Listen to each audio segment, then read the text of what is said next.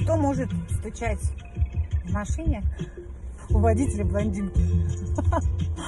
Ставлю на скорость и стук позади машины.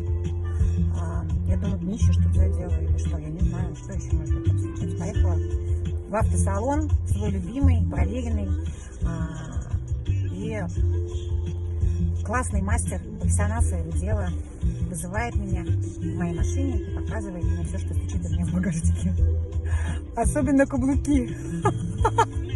У блондинки в багажнике стучат каблуки.